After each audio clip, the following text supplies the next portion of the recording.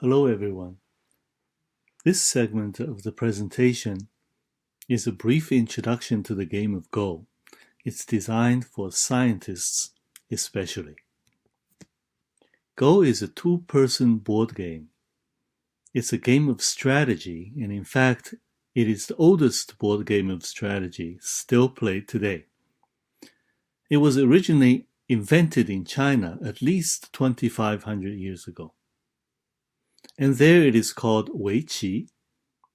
The same words, Weiqi, in Japan is pronounced eagle, or in a more abbreviated fashion, it is simply called Go. And this is what we call in the West as well. In Korea, the game is called Baduk today.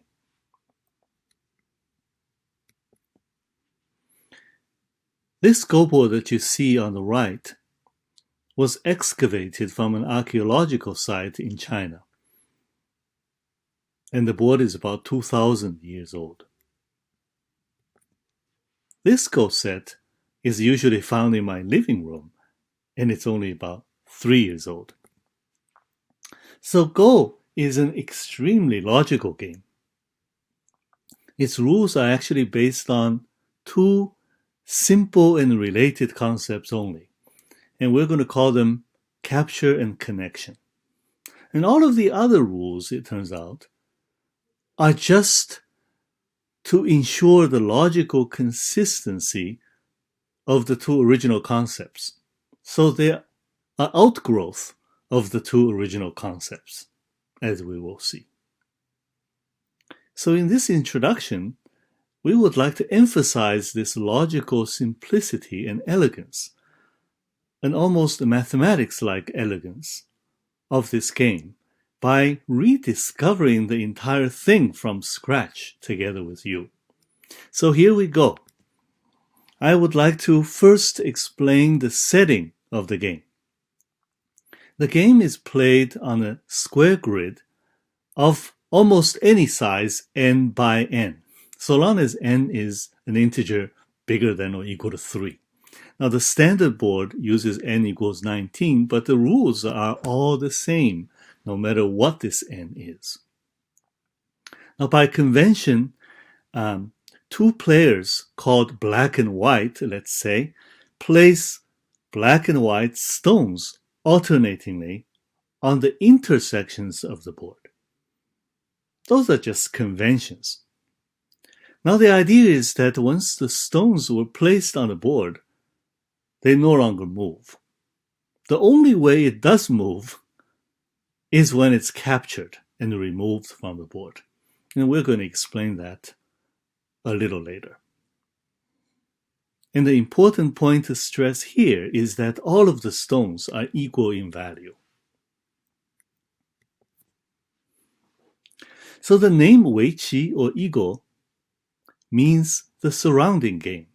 So the idea is that you try to attack an enemy stone by surrounding it and capturing it. So now, since we're inventing this game together, here is a black stone for you to capture if you're white. How do you propose to actually surround and capture it? I'll give you 3 options. Here is option 1. Here is option number 2. And finally, option number 3. Let me explain to you which of the 3 turns out to be the correct answer. And we say that this is the wrong answer. Why is that? Well, in fact, the grid that I have shown you two slides ago is supposed to be helping us to understand how the game is supposed to be played. You see, the board has no diagonal lines. And because of that, we consider these white stones to have no relation with the black stone. So therefore, they play no role in attacking the black stone either. And this is the right approach. Why?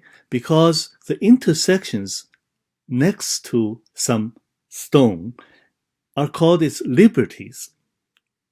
That's a terminology word, by the way. And therefore, you try to surround and capture an enemy stone by taking away its liberties.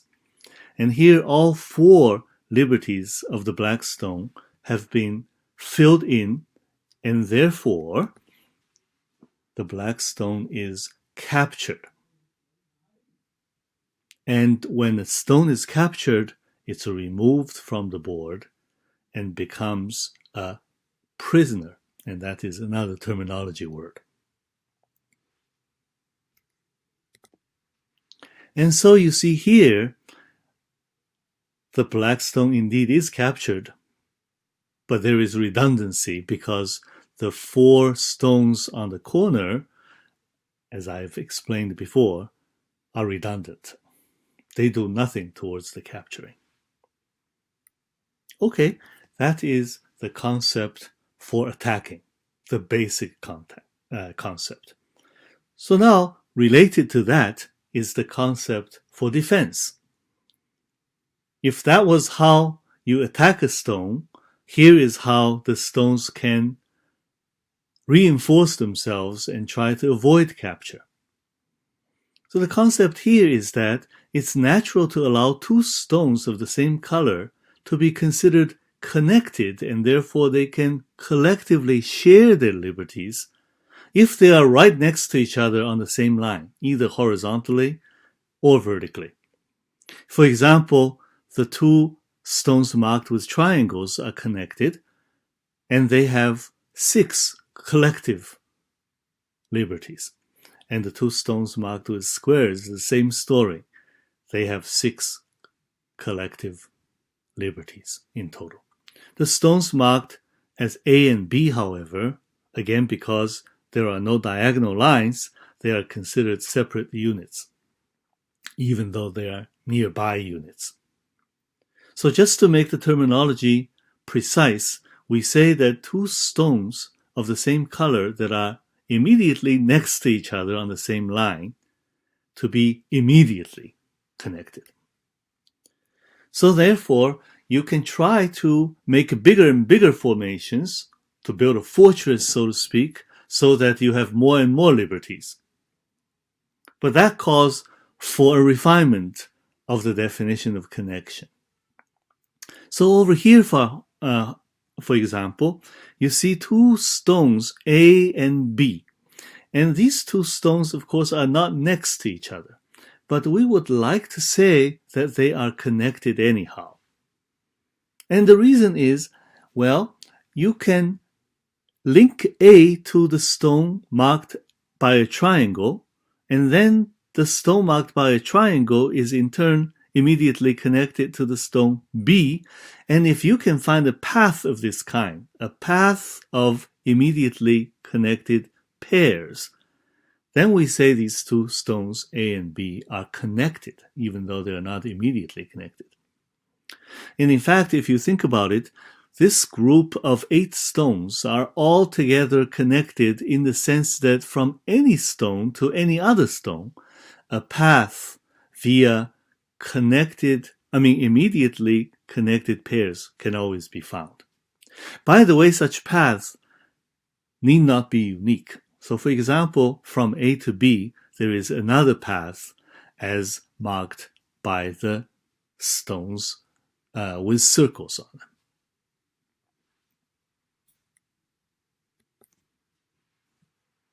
So if you count the collective liberties of such a group, well, you count 10.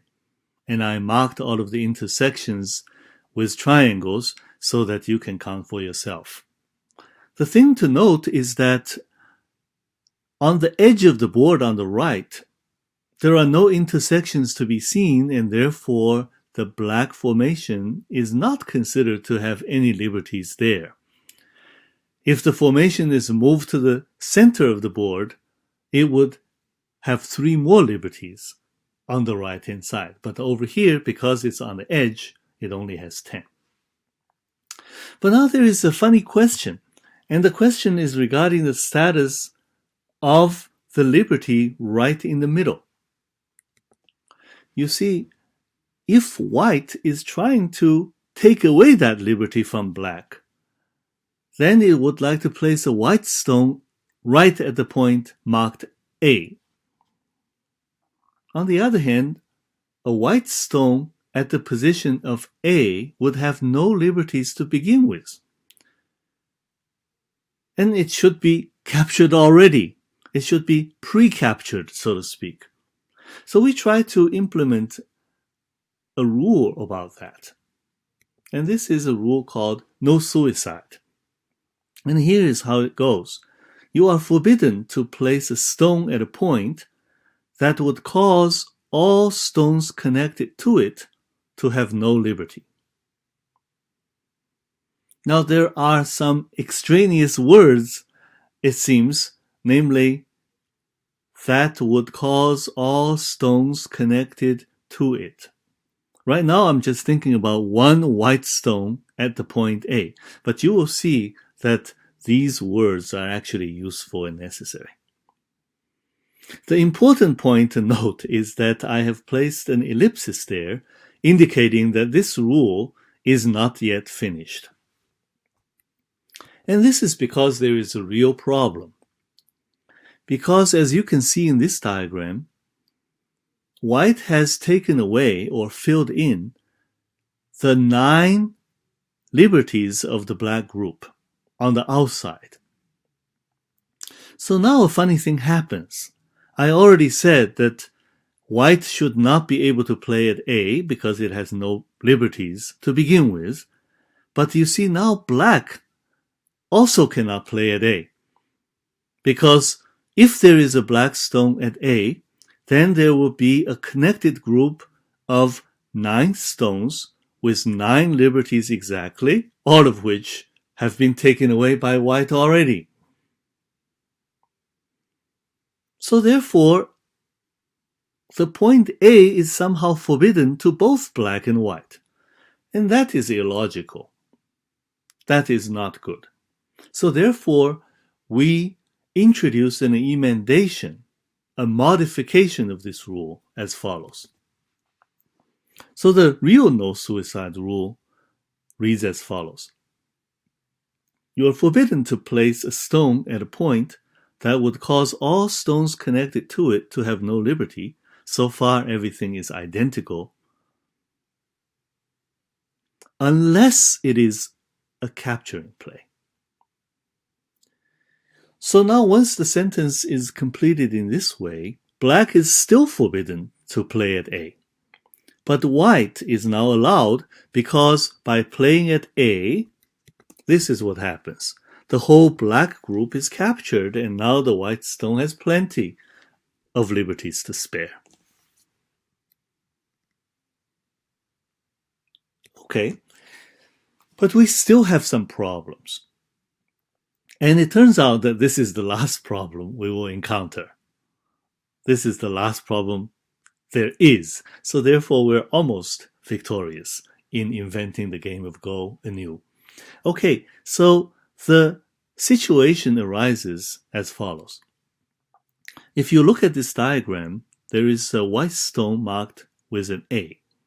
This stone can be captured by black if black played at B. And this is the no suicide rule just explained on the previous 2 slides.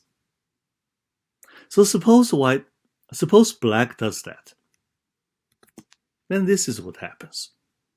Now if you take a look at this diagram, by the same no suicide rule of the previous slides, white is now allowed to place a stone at A because it can capture the black stone B. And suppose white does that. And then this is what happens. And you will see that this goes right back to the original situation. So therefore, you see, back and forth, there is a potential that the game becomes infinite at this point. Because perhaps this particular location is very, very important for both black and white. So then they will never stop capturing back and forth. And there is an endless cycle, an infinite loop, so to speak. And this situation indeed is reminiscent of the situation called perpetual check in chess. And in chess, of course, a perpetual check is one of the conditions when the game will be ruled as a draw. But not so in Go. In Go, a more subtle rule was introduced to solve this problem. And this rule is called the rule of Ko. And it's expressed in a sort of elegant way in a global fashion. So I'll read it first and then I'll explain. The rule of Ko says the whole board condition, the whole board position, can never be repeated. So in particular, even though the whole board position sounds like a very global statement, applied to this local situation, it means the following. Suppose the black stone marked as a B was just placed, and it was placed there as a result of blacks capturing a white stone initially placed at A. So black just captured a white stone. Now, if white were to capture back at A, then the global situation, the whole board position, would be repeated, and therefore white is forbidden from doing so. Instead, white has to play elsewhere. For example, one of the possibilities is to play at 1 that you see on the diagram. And if white does that, black has two choices. Black can either connect at A, and this is called eliminating the Ko, and then there is no more conflict. The situation is finished. Or black can now choose to answer elsewhere as well. And if that happens, then white gains the right to capture the black B stone, because the whole board position has been altered by 2 more stones. And so on. And this is the rule of Ko, and there are no more rules for Go. We have successfully reinvented the entire game of Go, just like that in these few slides. So therefore, we really can say that the game of Go is very, very logical based on some very easy axioms, so to speak. It really is mathematics-like. All right, going back to the game itself, well, the concepts of capture and connection are based on attack and defense. It is based on a conflict. So eventually we would like to know what peace looks like. And here is an example. The black formation here you see on the diagram is actually forever safe for the following reason. You see there are 2 points, A and B, and these 2 points are both forbidden to white by the no suicide rule, because this whole black group is connected with 2 liberties. So neither A nor B would be a capturing play, and therefore white is forbidden to play there. And white can place only 1 stone on the board at a time, and therefore white would never be able to capture this black group. So the terminology is to say that this group, this black group, is permanently alive. Being alive is also a terminology word. So ultimately, we can view the game of Go as a competition of efficiency, really. The game begins with an empty board. It's like a new world to be colonized. And there are 2 colonizing forces, one called black and the other one called white. And whoever is more efficient is going to end up occupying more territory than its competitor. And in that sense, it's a competition of efficiency. And the winner, naively speaking, is the side that occupies more than half the board. Now, if you look at the diagram itself, you will see that this is actually, by the way, a finished game. And you will see the contours more or less marking off the territories for black and for white. Even as a non-player, you have a visual sense of what is black territory and what is white territory. And if you look at this pattern itself, you see, since the game is played by black and white placing their own stones one at a time alternatingly, well, in some sense they're competing, but in some other sense, you can see that they're collaborating in making a pattern of sorts on the Go board. And since each player has its own purposes and so on, this can obviously lead to very complex and subtle strategies in order to achieve efficiency, as I just said. Technically speaking, the game will end when every point on the board would belong to either black and white in a sort of permanently living situation. So I am now going to go back to the small board just to explain how the scoring is done. Okay, so here you see another finished game. And the way to count is to first count the stones. You will see that black and white both have 10 stones on the board. You can verify that for yourself. Now the upper portion, the top portion of the board is black's territory because it was surrounded by black forces. And you will count the number of intersections and you will see there are 19 of them. So therefore, black's total score is 10 stones plus 19 territory points, and the sum is 29. And if you look at the bottom part of the board, you see 10 intersections. And these intersections form the territory for white. So therefore, white's total score is 10 stones plus 10 territory points equals 20. And so we say that black has won by 9 points on the board. And we say on the board because there is one more thing to say on the next slide. But for the time being, let me mention that the way of counting that I just explained is sometimes called the Chinese method. There is also a counting method called the Japanese method. And I'm not going to elaborate any further because these two methods, even though technically they are a little bit different, the results are almost always equivalent. So therefore, I am not going to spend too much more time telling you how the other way is done. Now, I mentioned that by convention, black is the player that plays first. And you can imagine that playing first has some advantages. So therefore, even though this game is very logical, you can say it's not yet very fair because whoever plays first, and by convention it's always black, then black has a better chance of winning every time. So it's not very fair in that sense.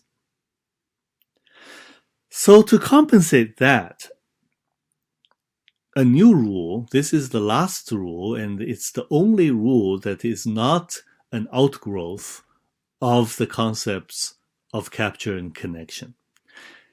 This rule is called the rule of Comey.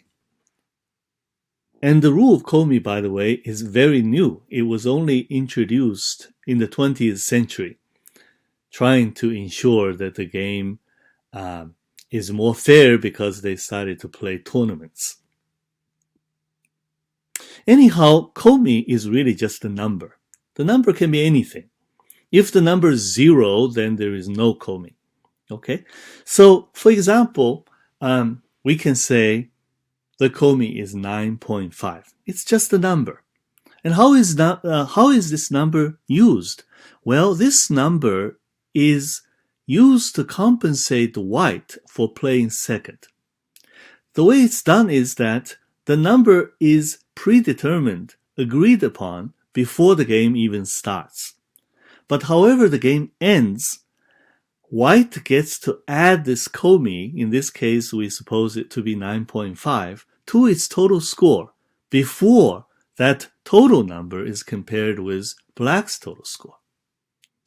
So in this particular situation, as we have seen from the previous slide, black wins by 9 points on the board. So if the komi is 9.5, white would end up winning by half a point.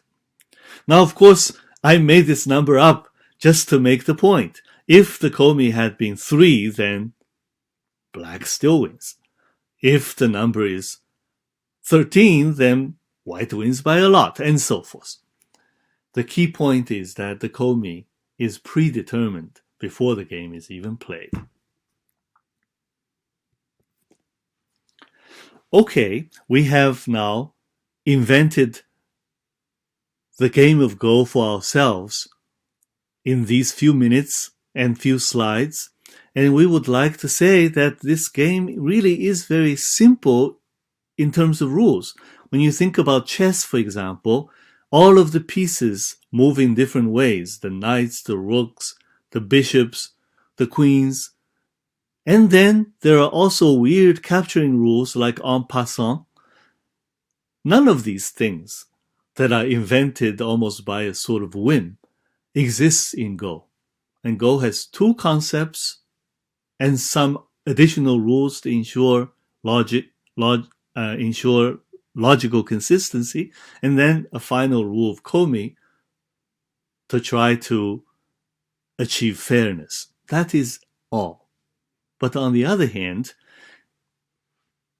the game is extremely complex. And let's first look at it numerically. As I told you that the standard board is 19 by 19. So therefore, black, before he places the first stone on the board, well, has 19 squared equals 361 choices. And once black has played the first stone, white now has 360 choices left, and so on and so forth. Of course, the Go board is symmetric in several ways, but the reduction that is achieved by the consideration of symmetry is really not very significant at all. So, naively speaking, therefore, the total number of ways to fill up the Go board is 361 factorial. And this number is beyond astronomical. And just to give you an example as like a marker that we put down, according to modern physics, the number of hydrogen atoms in the universe is in fact fewer than the number of possible games in the first 50 place on the standard board.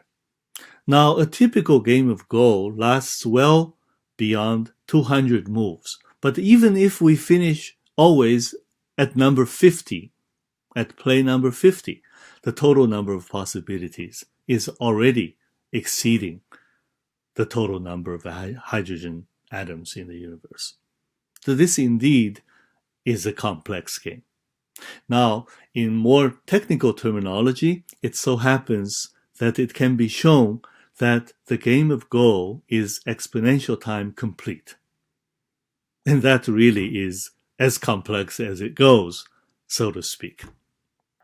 And therefore, the combination of the extreme simplicity of the rules and the extreme complexity of the gameplay itself, that combination makes it an especially excellent game for AI research.